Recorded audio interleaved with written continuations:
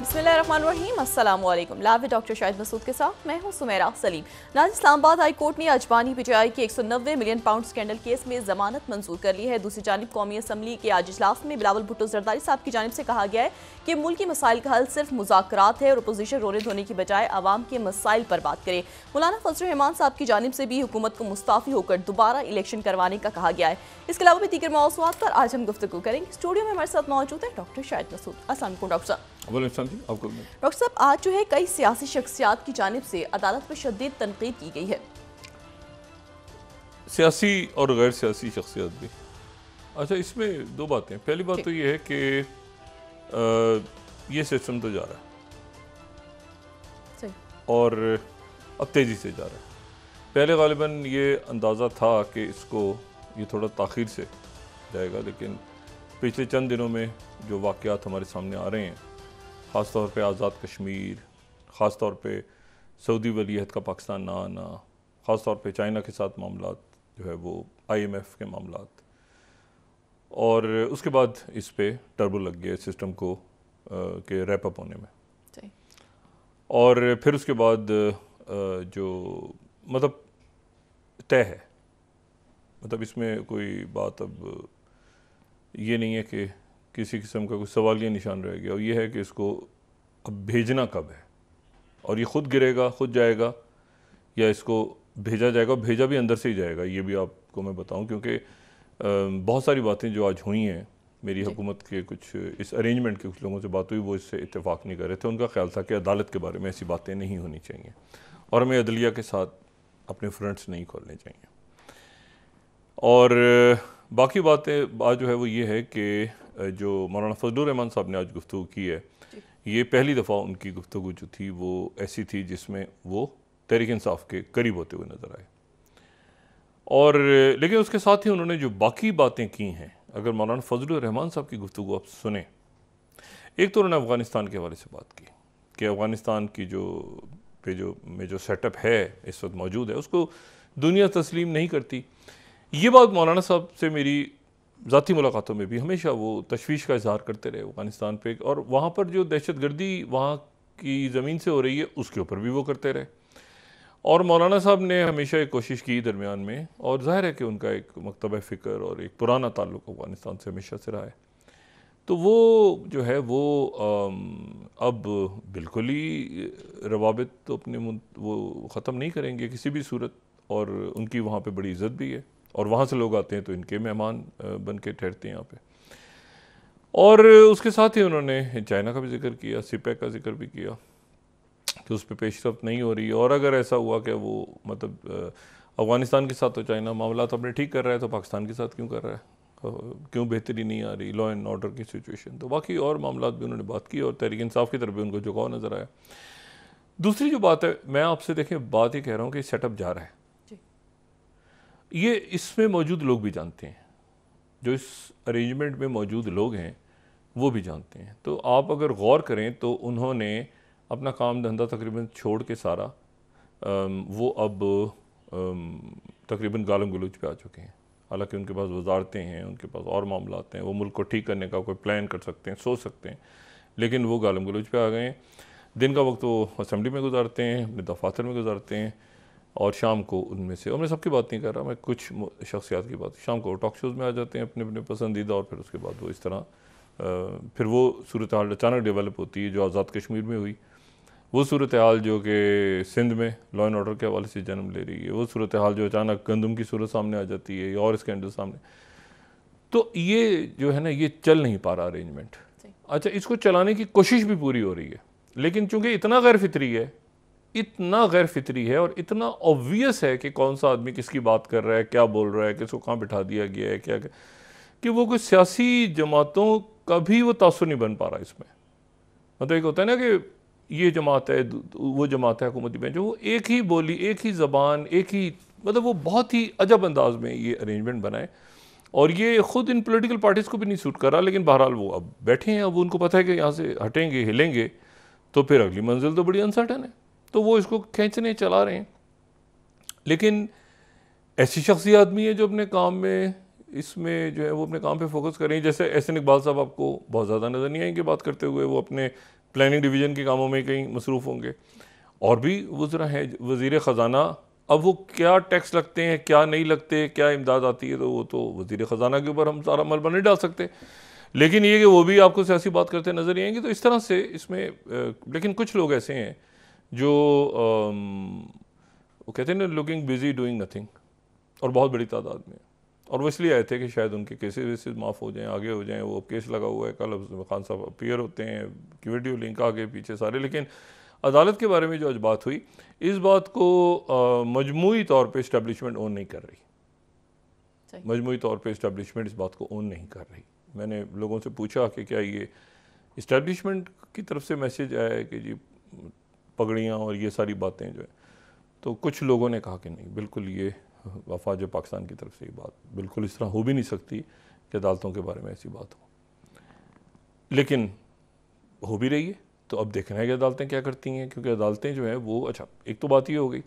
तो ये अगर अपनी अच्छा, जो प्रॉब्लम एक और हो गया है ना इस पूरे अरेंजमेंट में, वो ये हो गया है कि कैलकुलेशन ख़राब हो गई है। कैलकुलेशन ग़ालिबन ये थी कि खान साहब जो है वो और तहरीक साहब जो है वो बिल्कुल तहलील हो जाएगी, बुखारात बन के उड़ जाएगी हवा में। लेकिन वो बुखारात बन के तो नहीं उड़ी, वो आप समझेंगे झरने और दरिया और नदियाँ इधर उधर से दाएं बाएं निकल के आ रही है।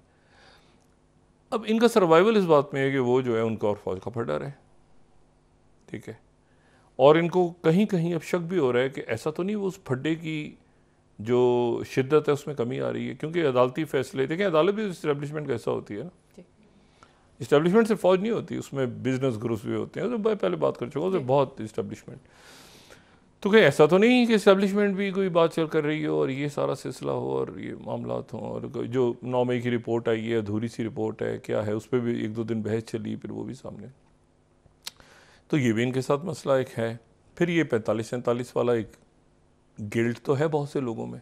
अच्छा, लेकिन वो गिल्ट जो है वो उसमें तो मतलब कुछ लोग जीते हुए हैं, लेकिन कुछ लोगों ने बहुत खंदा पेशानी से उसको सेट भी किया। ख़ास तौर पे मुस्लिम लीग ने, उनके लोगों ने तो बिल्कुल उसको एक्सेप्ट किया कि हाँ भी ऐसा हुआ है। लेकिन कुछ ने कहा कि हमारे साथ ज्यादती भी हुई है। तो वो अभी 45-47 से पूरा इलेक्शन की क्रेडिबिलिटी के ऊपर भी इशूज़ हैं। तो अब ये पूरी सूरत हाल जो बनी हुई है, इसमें ये सेटअप, ये अरेंजमेंट, ये चल नहीं रहा सेटअप, बल्कि ये प्रॉब्लम्स आप देखें ना, मुल्क के जो मसाइल हैं, माशी मसला है आपका, सिक्योरिटी इश्यूज़ हैं, 3-4 इश्यूज़ हैं ना, सोशल अनरेस्ट जो कि माशी बदहाली की वजह से हो रहा है, और जो आपका सिक्योरिटी क्राइसिस है, फिर आज शहादत हुई सुबह, तो उसमें ये सेटअप एक आप समझें कि if you not the solution you are a part of the problem.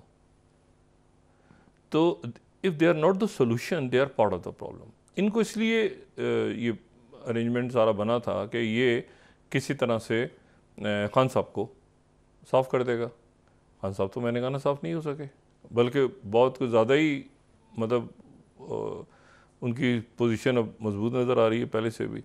तो उनकी तो ये अब जो है ना, ये ऐसे ही बस ये खुद जाते हैं, इनके अंदर झगड़े होते हैं, क्या होते हैं। मैंने आपसे कहा ना कि खुद इनके वज़रा को इल्म है इस बात का, क्योंकि अब चल नहीं रहा। अब देखें ना जो आज असेंबलियों में हो रहा है, तो ये कोई गवर्नमेंट आपको लग रही है हुकूमत है, उसके तुम ये हो, तुम फलाना हो, तुम उसके अब्बू फलाना, ये जुमले आगे पीछे, तो ये कोई गवर्नमेंट नहीं है। इस तरह से गवर्नमेंट हुकूमतें इस तरह नहीं करती। वो अदम इस्तेकाम चूँकि उनको पता है कि पैदा हो चुका है, हो रहा है, तो अब होता रहे तो उनके तो कोई फ़र्क नहीं पड़ेगा। तो दूसरी बात एक तो ये है, तो ये गवर्नेंस के ऊपर, इसमें जाहिर है कि आगे भी सियासत लोगों ने करनी है, तो इसमें जो लोग अभी गवर्नेंस के ऊपर तवज्जो दे रहे हैं, मेरा ख्याल है वो अपनी पॉलिटिक्स कंटिन्यू कर पाएंगे। जो सिर्फ अपने आप को ज़ाया कर रहे हैं बहुत से लोग, तो वो ज़ाया हो जाएंगे। लेकिन कुछ लोग, मैंने आपसे कहा कि वो काम करते, गालिबन ये मेरा गुमान है कि वो काम करते भी आपको नज़र आ रहे हैं, वो बहुत ज़्यादा वक्त अपना इन चीज़ों पे ज़ाया नहीं कर रहे। ख़ास तौर पे जो सफारतकार हैं या बाकी, और मुल्क ऐसे तो नहीं चलता ना, सिर्फ इस गुलाब भट्टे पे तो नहीं चल रहा, दोनों तरफ से बातें हो रही हैं और बड़ी अजीब सी बातें हो रही हैं और मुनासिब नहीं है किसी भी तरह। तो ये सेटअप, ये अरेंजमेंट नहीं चल रहा, और इस अरेंजमेंट को किसी किस्म की जो है वो, ये नहीं कि मैं IMF की बात कर रहा हूँ, लेकिन उन्होंने बातें जो की हैं, एक तो ये कि इसकी क्रेडिबिलिटी के ऊपर सवाल हैं, फिर ये है कि ये असल मसला तो मईशत है ना, मईशत, अगर मईशत में आप वैल्यू ऐड नहीं करते। अच्छा, कल जो लिस्ट आई है और ये सारा हुआ है, ये पीनट्स हैं, ये पीनट्स है। ये लिस्ट ना मुकम्मल है, ना इसके ऊपर ख़ात्मा होता है। लिस्टें जो पाकिस्तान से लूटी हुई दौलत, ये लूटी हुई दौलत, कानूनी दौलत नहीं, लूटी हुई दौलत, वो जिसके बारे में एक ज़माने में बात मैं करता था कि लूटी हुई दौलत वापस लाओ। तो वो लूटी हुई दौलत जो है वो वापस जो जिन्होंने लानी थी खान साहब के दौर में, वो उन्हीं को ली और वही लेके उसको फिर पता नहीं क्या बना उसका। तो वो लिस्टें लेकिन मौजूद हैं और पैसा इससे बहुत ज़्यादा है, बहुत ज़्यादा। ये मैंने आपसे कहा ना, पीनट्स है ये, 11 अरब डॉलर्स, और ये जो पाकिस्तान से लूटा हुआ पैसा, कानूनी तौर पे नहीं, लूटा हुआ पैसा, और ये तो पीनट्स है। और उसमें एक खलीजी मुल्क दुबई का जिक्र आ गया, उसको तो छोड़ दें, वो तो क्या है, वो बाकी यूरोप में, और बल्कि ये भी हुआ था एक दौर में कि वहाँ पे ये स्विस अकाउंट्स वगैरह के जब मामला चल रहे थे, तो फिर यहाँ पे शिफ्ट हुआ था पैसा 2010-11 में। वैसे स्टोरीज कर भी चुका हूँ इसके ऊपर बाकायदा अकाउंट नंबर्स के साथ। ये पैसा बहुत बड़ी तादाद में फिर शिफ्ट होना हुआ था शुरू पैसिफिक की तरफ। ये हांगकांग और ये जो मुल्क हैं आपके, हांगकांग उस वक्त बहुत ज़्यादा मतलब अब तो बिल्कुल चाइना का हिस्सा है, उस वक्त ये था कि यहाँ पे जो पैसिफिक के ममालिक हैं वहाँ पे इन्वेस्टमेंट शुरू हो गई थी। और उसमें एक तरीका ये बनाया गया था हमेशा कि सामने किसी लोकल बंदे को रखा जाए ताकि आगे मामलात हों तो वो फिर ये हो जाए कि उस मुल्क के साथ मामलात ख़राब हो जाएंगे और ये हो जाएगा। तो जिन मुल्कों में इन्वेस्टमेंट की जा रही थी तो वहाँ पे लोकल पार्टनर को ढूंढा गया था कि जी लोकल पार्टनर हो ताकि उसका नाम सामने आए और जब मसाइल खड़े हों तो वो लोकल पार्टनर सामने खड़ा हो जाए। और ये हमने फेक अकाउंट्स में हुआ भी था हिस्सा। बहुत मोहतरम खलीजी रियासत की शख्सियत, उनका नाम भी आ गया था और वो फिर उनको उनके लिए मसाइल भी पैदा हुए थे। बहरहाल तो ये पीनट्स हैं और ये उस वक्त तक मामला, मैंने आपसे कहा ना कि अब वो स्टेज आ गई है कि जहाँ पर करना पड़ेगा रियासत को, अब वो स्टेज आई है। पहले शायद वो नहीं थी स्टेज, वो वक्त से पहले बात हो गई थी। अब ये है कि अब वो IMF जो बात कर रही है और आपके ऊपर, यानी अब तो ये हो रहा है कि मज़दूरों के ऊपर भी टैक्स लगा दो। एक बात ये भी डिस्कस हुई है कि मज़दूरों पे भी टैक्स लगाओ, 30,000 रुपये जो लगता है उस पर भी टैक्स लगा दो। इस तरह की बातें तक यहाँ चल रही हैं। हतमी क्या होती है मैं नहीं जानता, लेकिन वही कि हर चीज़ पे टैक्स लगा दो, ठीक है। मतलब सांस ले दो, सांस पे टैक्स लगा दो, किसी का इंतकाल हो जाए तो उसकी मरने के ऊपर टैक्स लगा दो। मतलब ये अब इस तरह से सूरत हाल बन गई है, ठीक है। खुदकुशी कर ले तो उसके ऊपर अहले खाना से कहोगे ज़्यादा पैसे दें। तो मतलब ये इस तरह का कोई एक क्योंकि इन्वेस्टमेंट तो नहीं आ रही बाहर से, इन्होंने इन्वेस्टमेंट तो अपनी बाहर रखी हुई है, ये तो खुद इन्वेस्ट नहीं करते आके, बल्कि यहाँ से पैसा बाहर लेके जाते हैं, हर महीने जाता है और अरबों के हिसाब से अब भी जा रहा है, इस वक्त भी जा रहा है। लेकिन ये लिस्टें बन रही हैं तो वो अब क्योंकि IMF की तरफ से और बाकी जगहों से दबाव बहुत शदीद हो गया है और law and order, security crisis, जो खान साहब ने एक काम किया है ना, मतलब ये छोड़ दें कि इलेक्शन के रिजल्ट्स क्या आए और ये भी छोड़ दें कि जेल में हैं और ये भी छोड़ दें कि वो जो उनकी बेल्स होती हैं नहीं होती हैं, 190 मिलियन पाउंड का केस है, तोशाखाना केसेस हैं, ये फरागोगी साहबा का नाम आया दोबारा और ये हैं मामला सारे। लेकिन एक काम जो हुआ है वो ये हुआ है कि वो इस पूरे सिस्टम, ये पूरा सिस्टम सकिन हो गया है। सकिन से मतलब होता है एक वो जो सेंटर ऑफ ग्रेविटी होता है ना, उस कशी वो खींच लेता है पूरे सिस्टम को। तो वो सिस्टम को पूरे, ये सिस्टम सांस ही नहीं ले पाया, चाहे PDM 1 हो या PDM 2 हो, ये सांस ही नहीं ले पाया उनके जिक्र खैर के बगैर। यानी इनकी हर तकरीर, इनकी हर बात, इनका हर जुमला, हर मुकदमा, हर केस, इसमें मतलब कल जो नाम आए उसके पीछे भी इनको पहले वही नज़र आ रहे थे, उनका नाम क्यों नहीं आए उन लोगों के, ये क्यों नहीं हुआ, वो क्यों नहीं हुआ। तो वो सकिन हो गए हैं। अब सकिन जब खिंच जाती है ना चीज़, मामला, तो ये जो रोज़ की चिक चिक चिक चिक चिक चिक चिक कोई चीज़ आगे ना बढ़ रही हो, तो रियासत भी सोचती है, लोग भी सोचते हैं कि यार अब और आगे क्या, व्हाट नेक्स्ट। तो अब ये कि चंद दिन चलते हैं, चंद हफ्ते चलते हैं, जो आज 3 शख्सियात आ जाईं, उनमें से एक शख्सियत से तो मेरी बात हुई। मेरी इन तीनों से कोई बहुत ज़्यादा नहीं है, सेलेक्ट नहीं है, लेकिन मैंने एक शख्सियत से रब्ता किया ख़ुद और मैंने उनसे सीधा सवाल पूछा। मैंने कहा ये बताएं ये सिस्टम चल रहा है कि जा रहा है? तो उन्होंने कुछ देर वक्फा लिया और उन्होंने कहा जा रहा है।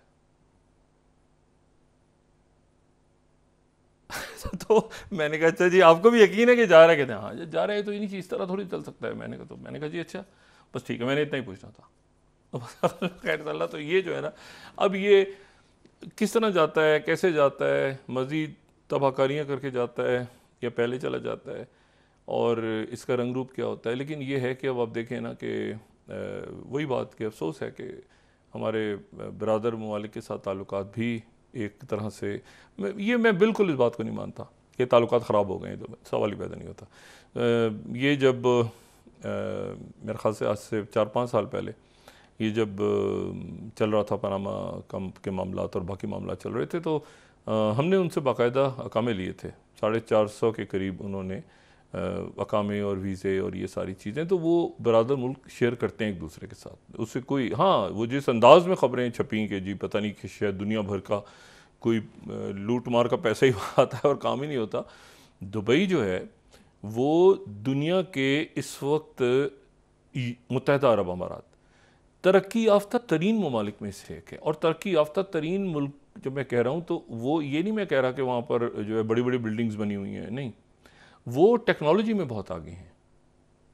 वो उनकी जो जो जो जो सर्विसेज हैं, अगर आप जाके उनके एयरपोर्ट्स को देखें या उनके होटल्स को या उनके मॉल्स में चले जाएं, तो आप ये देखेंगे कि उनका, या इवन उनके टैक्सी में बैठ जाएं या किसी कहीं पर भी, तो दुबई जो है वो बहुत, वो कोई ऐसा नहीं है कि आप कहें कि यार वो कोई मतलब है कि कोई बिल्कुल ही वहाँ पे जो है लूट मार मची, ऐसा नहीं है। मतलब दुबई में बहुत बहुत तरक्की की है लोगों ने। अच्छा, अब उसमें इंडिया का भी, इंडियंस का भी उसमें पैसा है बहुत ज़्यादा, लेकिन ये है कि उसमें पाकिस्तान से भी लोग कह रहे हैं कि भाई, लेकिन मैं आपको ये बात बताऊं कि लूट मार का पैसा होगा, बिल्कुल इंडियंस का भी होगा, पाकिस्तानियों का भी लीगल पैसा होगा बहुत ज़्यादा, और वो तो पूरी, लेकिन उनकी चेंज हैं। पाकिस्तान के लोगों ने भी वहाँ पे, पुराने जो बिजनेसमैन हैं उन्होंने बाकायदा कारोबार सेट किए हुए अपने होटल्स के अंदर, बाकी जगहों पे। और इसी तरह से इंडिया के जो लोग हैं उनकी तो बहुत बड़ी उनकी चेंज है वहाँ पे। मतलब मिसाल के तौर पे एक चोइतराम के नाम से वहाँ पे बहुत बड़ी एक सुपरमार्केट की चेन है, और वहाँ पे और बहुत सारे बिजनेसेस हैं। इसी तरह से जो फिल्म्स आती हैं वहाँ पे, तो उस पाकिस्तान की तो कम ही जाती हैं, लेकिन इंडिया की बहुत, तो मतलब है कि वो ये हम नहीं कह सकते कि सिर्फ लूटमारी हो रही है वहाँ पे। वहाँ पर ये होता होगा, लेकिन इससे हट के बहुत तरक्की याफ्ता मुल्क है, और हमारे लिए बहुत कुछ सीखने को है। मुत्तहिदा अरब अमारात की जो तरक्की हुई है पिछले चंद सालों में, तो बहुत तेज़ी के साथ हुई है। मैंने कहा टेक्नोलॉजी और ये उस तरफ, तो इससे ताल्लुकात नहीं ख़राब होते। ये खबर आई और बस एक दिन चली गई, लेकिन ये कई मुल्कों के हवाले से आई। इसमें आयरिश टाइम्स ने भी लगाई, इसमें बरतानिया के जरीदों ने भी लगाई, इसमें भारत के नाम भी आए, इसमें बाकी नाम भी आए। लेकिन हमारा नाम इसलिए ज़्यादा आया कि हमारी मईशत जो है इस वक्त जमू हाली का शिकार है। तो जब मईशत आपकी जमू हाली का शिकार हो, मतलब किसी मुल्क के अंदर अगर मिसाल के तौर पे उनके ज़र मुबाजा के ज़ख़ायर को 100 अरब हों, और पता चले कि बाहर उनके पड़े हुए हैं इतने अरब, मतलब तो वो वहाँ के लोग कहते हैं यार चलो ठीक है लूट मार है, लेकिन मुल्क तो हमारा चल रहा है ना। हमारे यहाँ चूँकि बात ही हो रही है कि हमारे अकाबरीन जो हैं वो ये कह रहे हैं कि, और ये हमारे मुख्तलिफ़ शख्सियात जो सेटअप में हैं वो ये कह रहे हैं कि भाई ये अब पैसा हम बाहर चला के इन्वेस्ट कर रहे हैं, तो वो मुल्क ख़ुद भी जानते हैं ना इस बात को कि भाई इनका अपना पैसा यहाँ पड़ा है, तो हम इनके मुल्क में इन्वेस्ट कर रहे हैं जाके, तो उसके नतीजे में क्या होगा, ये तो हर चीज़ बेचने को तैयार हैं ये, क्योंकि ये खुद है ही नहीं यहाँ पे, तो इनका तो कोई स्टेक नहीं है ना। तो कहते हैं यार ये तो इतने में नहीं, इतने में ले लो। फिर जाहिर है कि दूसरी रियासत की तरफ से इंटरवेंशन होती है कि नहीं ये इससे इस तरह इन शराइत पे मामलात नहीं होंगे। तो ये तो मतलब ये इस सेटअप के अंदर जो है ना, बस अब यही बस है कि ये बजट हो जाए और बाकी उसके बाद अगर ये खींच सके अपने आप को तो खींच लेंगे, अगर इन्होंने डिलीवर किया। लेकिन अभी तक तो यही है कि जा रहे हैं, इनको पता है, वरना ये हुकूमत करने का तरीका तो नहीं है। अच्छा, अगर डिलीवर कर दिया बजट में या कोई रिलीफ दे दी तो फिर इनको टाइम मिल जाएगा। मतलब परफॉर्मेंस के ऊपर हो रहा है ना सारा मामला। अभी तो गालम गलूच चल रही है ना इस पार्लियामेंट में, इस पार्लियामेंट में गालम गलूच है। मैंने आपसे कहा ना, खुद हुकूमत की शख्सियत कह रही है कि भाई हमें पता है, हमने ज़्यादा से नहीं रहना। तो वो जो है वो अब इस तरह से चल नहीं सकता मामला, और ख़ास तौर पे जो आज़ाद कश्मीर में हुआ और बाकी जो सिक्योरिटी क्राइसिस पैदा हो रहे हैं, तो या तो ये मुकालमा उससे बात नहीं करेंगे, उससे करेंगे अब्बू और ये आपको लग रहा है कि सीनियर पार्लियामेंटेरियंस हैं, ये मुल्क के लिए कानून साजी करनी है इन्होंने। और अदालतों के बारे में जो गुफ्तगू हुई है आज, तो ये मतलब है कि मेरा ख्याल है कि ये इनको खुद शायद एहसास नहीं है अभी, क्योंकि आप जिस इको सिस्टम में होते हैं वहाँ पे वाह वाह हो रही होती है हर तरफ से, अरे क्या बात है जी, वो आपने तो धो दिया जी अदालतों को, आपने तो जजों का ऐसे ये कर दिया, आपने फलां कर दिया। लेकिन उस इको सिस्टम से बाहर उसके क्या असरात मुरतब हो रहे हैं, वो मेरा ख्याल है कि बहुत ज़्यादा वो अच्छे नहीं हैं। और ना इसको लोग अच्छी तौर पे देख रहे हैं, ना इसको दूसरे मुल्क अच्छे तौर पे देख रहे हैं, और ना हमारे अपने मुल्क में इसको अच्छी तरह से संजीदा डाल के देख रहे हैं जो कुछ इस वक्त यहाँ पे जिस तरह से स्टेट ऑफ अफेयर्स है।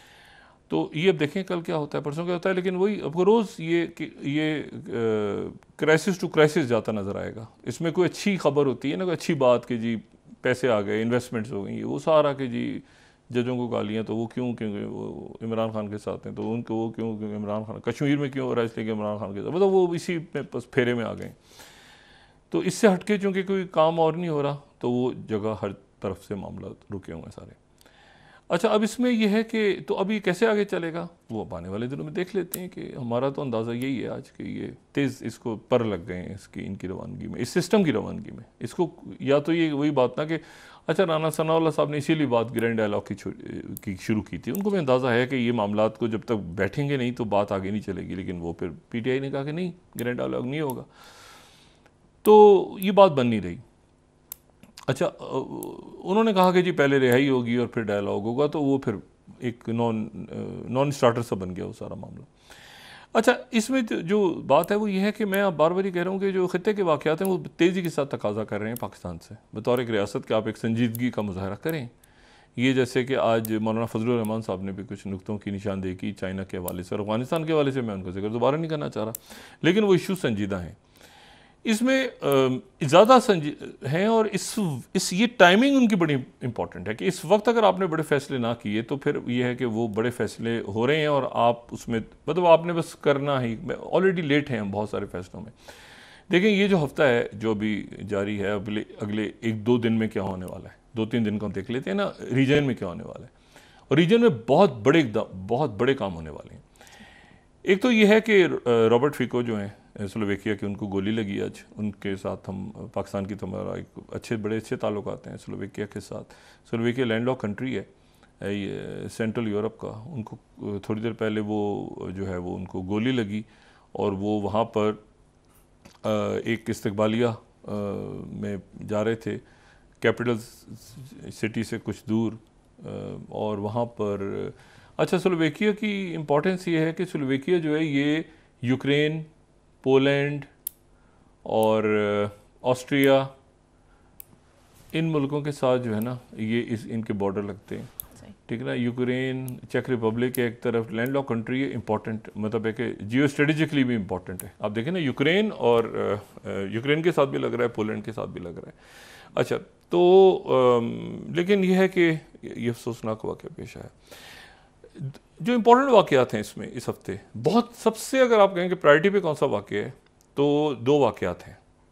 एक तो गज़ा से जियो पॉलिटिक्स ने जन्म लेना है, और दूसरा ये कि प्रेसिडेंट पुतिन जो हैं वो जा रहे हैं चाइना, और चाइना जा रहे हैं और उनकी ये 40वीं या 42वीं या 43वीं मुलाकात होगी प्रेसिडेंट शी जिनपिंग से अब तक टोटल जो उनकी मुलाकातें हुई। दोनों पुराने अपने मुल्कों के अमूर को देख रहे हैं। और जो कल भी बात की थी कि 75वीं सालगिरह है इन दोनों मुल्कों के आपस में ताल्लुकात, सोवियत यूनियन और चाइना के ताल्लुकात जब से कायम हुए। ये जा रहे हैं जुमेरात को। अच्छा, वहाँ पर जो है वो 1-on-1 मीटिंग है। उसके बाद वहाँ पे एक वॉक करेंगे दोनों एक पार्क में, उसके बाद चाय पियेंगे। वो ये बड़े ज़बरदस्त मनाजिर होंगे ना, वो पका रहे होते हैं, वो खुद पब्लिक में या उसमें जो शेफ़ वगैरह के साथ अमूमन के मनाजिर आते हैं। और फिर उसके बाद ये खाना खाएंगे 1-on-1। तो ये जो है, और वहाँ पे डिस्कस होगा यूक्रेन और डिस्कस होगा गाज़ा। ये मैंने पहली बात की थी कि 240 अरब की तो इनकी हो गई, आपस में ट्रेड शुरू हो गई। सबसे ज़्यादा अगर ट्रेड हो रही है किसी के साथ तो वो चाइना की, अब रशिया से हो रही है, और सबसे ज़्यादा ऑयल भी वहीं से आ रहा है और सबसे ज़्यादा गैस भी वहीं से आ रही है, क्योंकि वो सारी गैस जो जाती थी यूरोप को अब जा रही है चाइना को चाहिए गैस और ऑयल, बड़ी एक कॉमन सी बात है। लेकिन इसके साथ ही जो है वो इम्पोर्टेंट बात इसमें यह है कि जो सेक्रेटरी खारजा हैं, सेक्रेटरी ब्लिंकन केव में यानी यूक्रेन में मौजूद थे। वहाँ पे उन्होंने एक तो ऐलान ये किया कि हम एक पैट्रियट बैटरी देने को तैयार हैं, जो कि $1 बिलियन की है। वो 2 मांग रहे थे, इन्होंने कहा 1 हम दे देते हैं आपको। लेकिन और साथ उन्होंने $2 बिलियन की मज़ीद इमदाद का ऐलान किया यूक्रेन के लिए। लेकिन यूक्रेन जो प्रेसिडेंट ज़ेलेंस्की हैं वहाँ पर तकरीबन जंग अब निकल चुकी है हाथ से, यूक्रेन के हाथ से निकल चुकी है। और प्रेसिडेंट ज़ेलेंस्की ने इस हफ्ते जाना था स्पेन और पुर्तगाल। पहली मरतबा ये हुआ है कि प्रेसिडेंट ज़ेलेंस्की ने अपने सारे गैर मुल्की दौरे मुलतवी कर दिए हैं। मुल्क पे इतना शदीद हमला हो रहा है, ख़ास तौर पे नॉर्थ के इलाकों से अगर हम उसमें देखें तो खरखीव के इलाके में हो रहा है। फिर वो उन्होंने साथ ही एक दूसरा फ्रंट खोल दिया जो कि ईस्टर्न साइड से है, एवदिव्का। तो एक तो ऊपर नॉर्थ से हो रहा है और एक एवदिव्का जो कि दोंस्तेक की साइड है बिल्कुल। तो ये मतलब एक आप समझें कि ईस्टर्न साइड से है और एक ऊपर नॉर्थ से है। तो जो नॉर्थ से हो रहा है वो तो खरकीव पे हो रहा है, जो कि केव के बाद दूसरा बड़ा। लेकिन ये जो ईस्टर्न साइड खुली है, ये ईस्टर्न साइड जो है ये बराह रास्त जो है ये यहाँ पे अटैक शुरू हो गए हैं। और ये मेरा ख्याल है कि ये बदतरीन हमला है यूक्रेन पे। बदतरीन भी नहीं कहूँगा मैं कहूँगा शायद ये जो पहले अटैक हुआ था यानी 2022 जंग शुरू होने के बाद, ये उससे बड़े अटैक्स हैं। यानी आप समझेंगे ये एक तरह से भरपूर जंग है। सही। यानी ऐसा लग रहा है जैसे नई जंग अभी अभी शुरू हुई है, रशिया ने अभी ताज़ा दमों के जंग शुरू की है। ये इस लेवल की जंग हो रही है। तो पुर्तगाल का दौरा कैंसिल कर दिया उन्होंने और उन्होंने स्पेन का दौरा कैंसिल। पहली दफ़ा हुआ है कि उन्होंने गैर मुल्की दौरे कैंसिल कर दिए अपने सारे।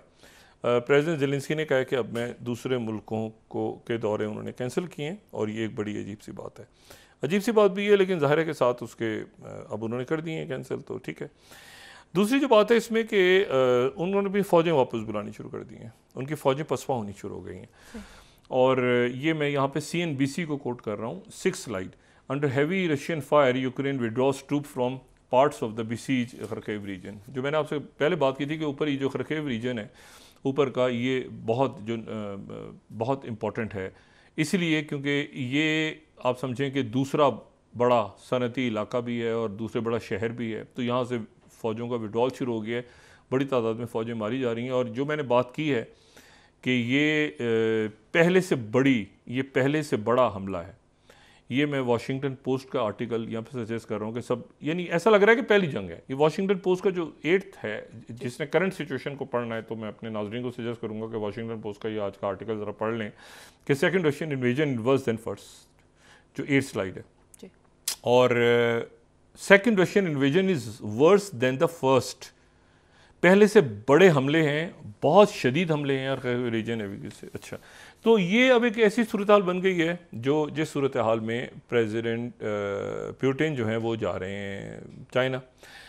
जो मॉस्को है, मॉस्को में और रशिया में सबसे ज़्यादा अगर आप जाएं तो इस वक्त जो करेंसी आपको मिलेगी ट्रेडिंग के लिए वो चाइना का युआन होगा। और इस साल जो है अगले चंद महीनों के अंदर ब्रिक्स का इजलास भी होना है, तो उसमें भी गालिबन प्रेसिडेंट पुतिन इनवाइट करेंगे। और शी जिनपिंग जो है ख़ुद भी देख रहे हैं इस वक्त सारे मामला कि भाई ब्रिक्स बहुत एक 2024 में ब्रिक्स ने उभर के सामने आना है। और ब्रिक्स जो है वो तो ये दौरा बहुत इम्पॉर्टेंट है इस हवाले से कि इस दौरे में जो है वो सर्बिया पावर ऑफ सर्बिया 2 क्या साइन होता है, क्या वो सरप्राइजिंग दौरा करते हैं वियतनाम का या नॉर्थ कोरिया का, या वो चाइना में ही रहते हैं और वापस आ जाते हैं 2 दिन का दौरा करके। तो ये दौरा इम्पोर्टेंट है और इस दौरे में मिडिल ईस्ट भी डिस्कस होने जा रहा है। दूसरा जो इम्पोर्टेंट इवेंट है इस मुल्क में, जो इस दुनिया में जो बराह रास्त असर, ये चाइना और रशिया बराह रास्त पूरी दुनिया पे असरअंदाज हो रहा है इनका कि ये कॉपरेशन कहाँ तक जाती है, क्या करते हैं आगे। और ये दूसरे जो इम्पोर्टेंट इवेंट है वो जैक सलिवन जो हैं वो आ रहे हैं सऊदी अरेबिया, और सऊदी अरेबिया आ रहे हैं और सऊदी अरेबिया में उनकी जो है वो मुलाकात होगी वली अहद मोहम्मद बिन सुलेमान से इसी हफ्ते के इख्तिताम तक। और उसके बाद वली अहद और वज़ीर आज़म मोहम्मद बिन सुलेमान से मुलाकात होगी और उसके बाद वो जाएंगे इसराइल, और इसराइल उनकी मुलाकात होगी नेतन्याहू से। एक बात जो है वो वाइट हाउस ने कन्वे कर दी है नेतन्याहू को कि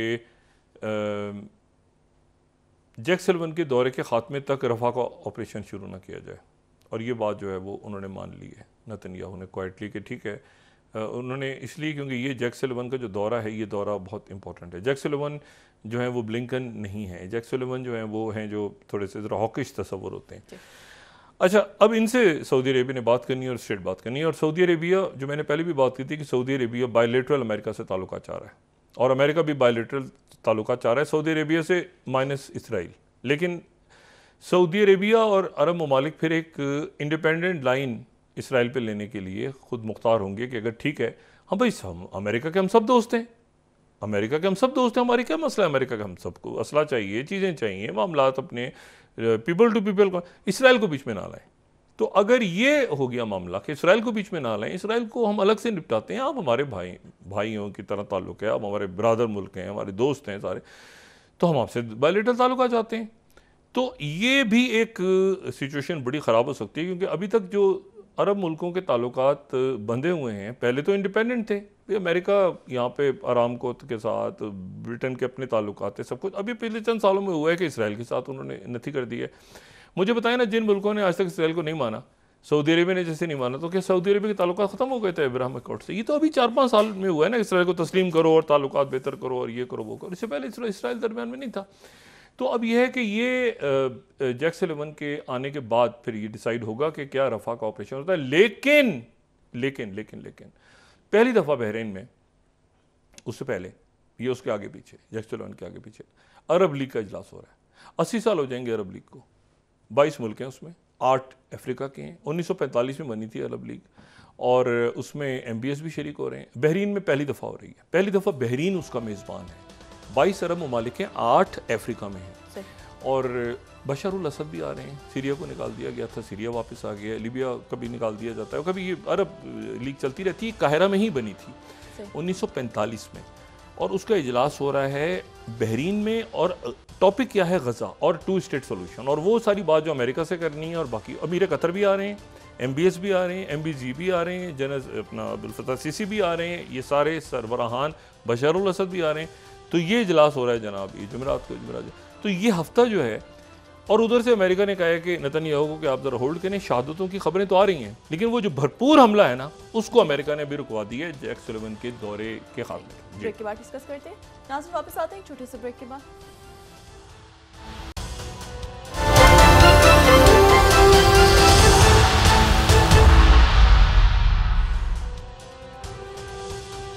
वेलकम बैक नाज़रीन। तो डॉक्टर साहब, आप ये कह रहे थे कि जो सिस्टम है ये चल नहीं पा रहा। नहीं चल पा रहा, और देखें इसकी ओनरशिप जो है वो कोई भी नहीं ले रहा। इसकी ओनरशिप जो है वो खुद मियां नवाज शरीफ साहब भी नहीं ले रहे। उन्होंने अपनी पार्टी की सदारत संभाली है, और पार्टी के अंदर वो अब पार्टी को वो फॉल करेंगे, लेकिन इस हुकूमती या ये जो भी अरेंजमेंट है, मेरा ख्याल है इससे वो अपने आप को दूर रखेंगे। वो इसमें जितना थोड़ा बहुत हम जानते हैं मियां नवाज शरीफ साहब को, वो कभी इस क्या लफ्ज़ इस्तेमाल इस गंद में नहीं अपने आप को डालेंगे जो इस वक्त मचा हुआ है। और मतलब इसीलिए शायद उन्होंने राना सनाउल्लाह साहब को ये कहा था कि आप जाके मुज़ाकरात की बात करें, जो कि आगे नहीं बढ़ी। लेकिन यह है कि मैंने आपसे कहा ना कि ये इस वक्त जो हो रहा है, ये कोई संजीदा इश्यूज ना डिस्कस हो रहे हैं, ऐसे ही बस एक गालम किसने उसकी ज़्यादा गालियाँ दी कि तो उसने दी, इस तरह नहीं बोल चलते। तो नवाज शरीफ साहब इसकी ओनरशिप नहीं ले रहे सिस्टम की, और उन्होंने गालिबन पहले भी ये बात की थी कि अगर इतनी मेजॉरिटी मिली तो मैं आऊँगा, और इतनी मेजॉरिटी नहीं हुई तो, और उसके बावजूद भी वो पीछे हैं। वो सामने आके इस, अब मैंने आप ज़रा तसव्वुर करें ना कि इस असेंबली के अंदर नवाज शरीफ साहब आ जाएं, तो क्या वहाँ पे मतलब हो क्या रहा है इस पार्लियामेंट में? क्या ऐसा हो रहा है जिसके ऊपर आप बैठ के कहें कि यार यहाँ पे कोई बैठना चाहिए और कोई डिस्कस करना चाहिए कोई मुल्क की मईशत को या बाकी मामलात को? तो ये एक बस ऐसे ही बस एक बनाया गया सिस्टम, और उसमें जो भी था वो बस ये जब तक चलेगा नहीं चलेगा। लेकिन संजीदा इश्यूज़ देखें, सिक्योरिटी का इशू देखें, ये मईशत इतना बड़ा एक तूफ़ान लेकर आ रही है सामने कि आपको IMF ने आपके सामने कंडीशंस रख दी हैं, और आप ही कह रहे थे कि 25 अदारों की निचकारी हो जाएगी। बजट से पहले एक अदारे की निचकारी भी नहीं हो पा रही, एक अदारे की निचकारी नहीं हो पा रही।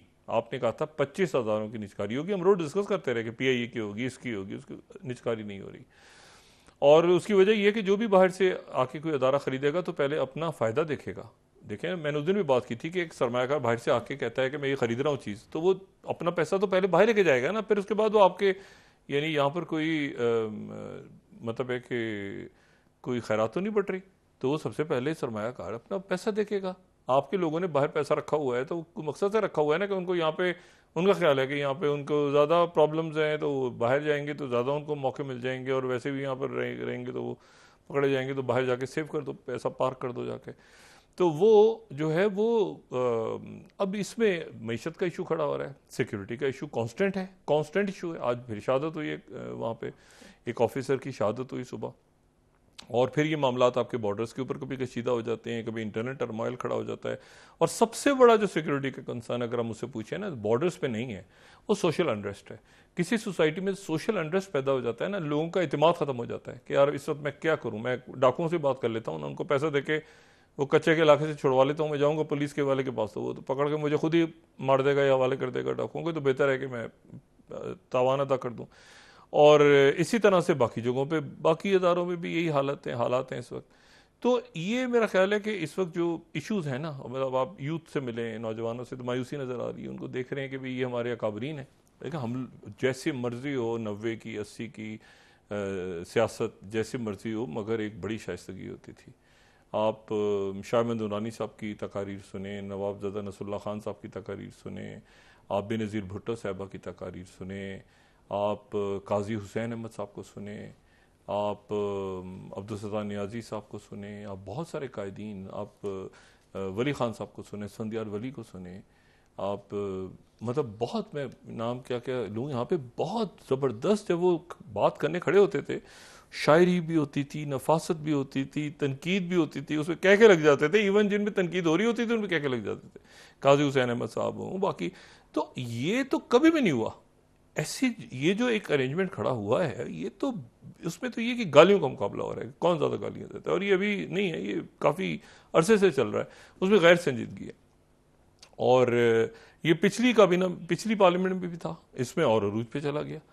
तो ये तो इस तरह नहीं चलते मुल्क, ये उसमें जो है ना, फिर ये कि वो बदमज़गियाँ, और मतलब है कि उसमें आज भी आप देखें, बिलावल जब स्पीच कर रहे थे तो पीपल्स पार्टी के जो अरकान उनको वो खड़े हो गए थे आसपास आके कि कोई ऐसा वाक़या ना पेश आ जाए जो नाखुशगवार वाक़या हो। तो इस तरह नहीं चलता, इस तरह से जो है ना वो चला नहीं करते मुल्क। और खान साहब की पेशी अब कल होती है नहीं होती, वो सामने आते हैं नहीं आते, क्या होता है मुकदमात का, तो मुल्क रुका हुआ है। रियासत ने आगे जाना है तेज़ी से, बहुत तेज़ी से आगे जाना है, और ख़ास तौर पे जब बाहर का भी दबाव हो और अंदर का तो बहुत हो, और अंदर का सबसे ज़्यादा दबाव तो नौजवानों की तरफ से आ रहा है, यूथ है, ख़वातीन हैं, बच्चे हैं, बच्चियाँ हैं, और लोग मतलब आप पेंशन पे टैक्स लगाने जा रहे हैं, देखें ना, कोई चीज़ छोड़ी, कोई भी चीज़ नहीं छोड़ी। तो उसमें यह है कि उसमें ये मेरा ख्याल है कि अब इसको देखते हैं कि ये कब तक ये, और ये शोर गुगा जब होता है तो इनका ख्याल होता है शायद अवाम के आसाब पे बड़ा अच्छा असर डल रहा है, ऐसा नहीं होता। अवाम लोग परेशान हाल हैं, उनके इश्यूज दूसरे हैं।